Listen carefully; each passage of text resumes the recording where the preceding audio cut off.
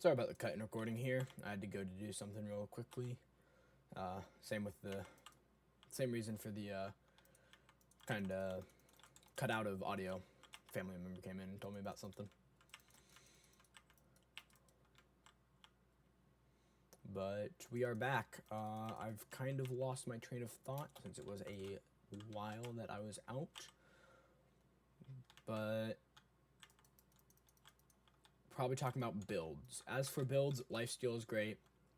I'd recommend using health boost with lifesteal because as lifesteal is percentage based, as I've mentioned before, health boost does increase it as well.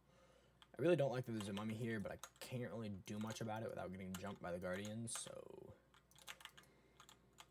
I can do this though. Also, be careful of using stellar while spike traps or vine traps are nearby, because while you do get invincibility frames, if you don't get off of them quickly, you can still get hit. So you just gotta be careful. I'll pick the health boost here. Oh man, my voice just died. I'll pick the health boost here, because I did just recommend health boost, and I do follow by my recommendations. I'm not going to be giving you bad advice. This quick attack tombstone needs to die. I think that's one thing with World 2. They're both quick attack, wow. That a lot of people don't quite get. Multiplayer can be more challenging, simply because the extra HP on tombstones and wizards can make it much harder to kill them. And a lot of people don't know how to fight wizards or tombstones or archers very close up. Because it's not a skill you usually have. Normally you just stab them quickly and move on, but for this you kind of need, like, especially for multiplayer, on heroic you need to be able to fight them close up. That or you need to be able to tank a lot of hits, which is what Pharaohs is for. Because as you see here, I am taking a lot of hits. You saw the parries going off there. It's always a good thing to do. You can also use enemies to body block, because now I wouldn't rely on this too much because it is, if the game bugs, that's kind of scary. But if an enemy is in the way of a mage shot or an arrow, it will stop the mage shot or arrow. I'm pretty sure this applies to the skeleton sniper's bullets too, but I'm not 100% on that, so don't quote me there. I thought that should have parried, but you know what? Maybe I was a little bit too late on that.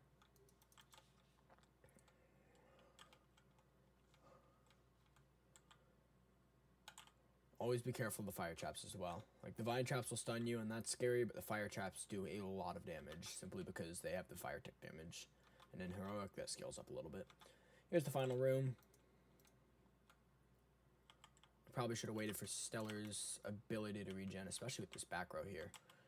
But it is quite good on the back row if there aren't TNT skulls to interrupt the Stellar chain. Because if you can hit all 4 of those ranged mobs, it's very good. As you saw there, the Guardian added, or the spike trap added to the stun of the Guardian, so you do got to be careful with that. If you're gonna get stunned, try to get stunned away from traps, as crazy as that sounds. It's not really something you can consciously do, just kind of don't keep your back to traps. But if you can get that all mastered, you should be pretty good on that.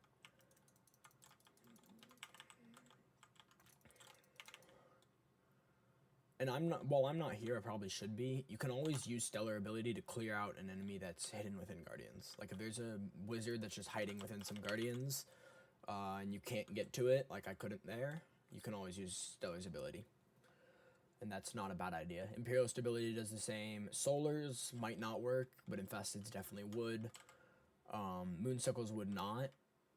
But you can also use Royalist or Bone you can use to kind of rush in a little bit. Now don't take the HP for granted, because if you do that, you will lose more than you get. But you can do it with Bone or Royalist. But yeah, that's about it for here. Normally I'd pick a Spirit Capacity or Lifesteal here, but considering we're on the final boss that doesn't summon more enemies, I can't get any more spirits, which does suck because I have a mainly spirit build. But the good news on that is the final boss is free. So as long as I'm not talking all smack and I don't get, like, one shot by the boss because I'm a fool, that will be it for the run. You can also parry that, which is cool. I haven't done that before, actually. I'm surprised I managed that. But yeah, this is the hardest part of the boss. You just walk backwards, and sometimes it's hard to do that, because if you accidentally hit W instead of S, you walk forward, and then you see that you're walking forward, and you have to, now get this, change directions. Quite hard to do. So, since this boss is a complete pushover, let's talk about what I think is happening. I don't think this boss is meant to be a pushover. Okay, he's going to attack me, but that's alright. This was a black hole sword that was leaked a while ago. Could you stop that, please? That was leaked a while ago. It's the same one he's holding. Now, I don't think we can get this as a drop yet. We don't technically have the loot tables, but I'm not sure on that. I'm not sure on that. Now, what I think is going to happen, I don't think this boss is meant to be such a pushover. He's a little bit faster in Heroic now. So that's good. He's not completely free. Well, yes he is, but he's not completely free. Now, I think this red skull has to do something with it, right? I think this is probably going to have to do something to unlock a secret final boss, in which we may get more loot. That's about it for the run. That's about it for my thoughts on Heroic. If you liked this, go check out my other guides and other theorizing videos.